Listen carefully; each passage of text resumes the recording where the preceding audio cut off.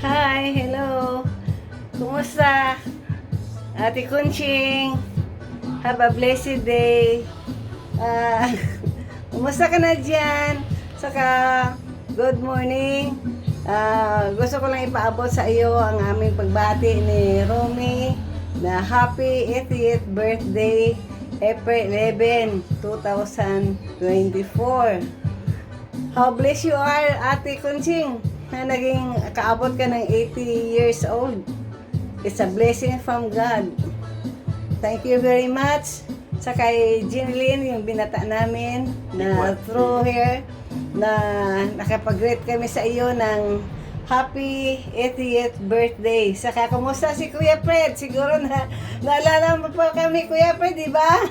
Oh, ito si Romy, saka ako, si Delia, kapatid ni Ate Maydi. Andito kami ngayon sa sa Balingasag, Misamis Oriental. Ang aming city ay Cagayan de Oro City. Andito kami ngayon sa Mindanao at naalala namin ang iyong kaarawan. Sana ikaw ay maging malusog at magkaroon pa ng more years to come para makasama pa rin ang iyong mga mahal sa buhay. Yan ang aming dinadasal sa iyo, Ate Kunching. Sana magkita pa tayo habang buhay. Hindi pa rin ako nawala ng pag-asa na magkikita din tayo balang araw. Saka si Jeanlyn, maski na hindi ko siya nakita personally, pero palagi kami nag-uusap sa Messenger. Maraming salamat. Happy birthday sa inyong lahat dyan. Kamusta? Lalo na Kuya Fred. Kamusta, Kuya Fred? Ayan o.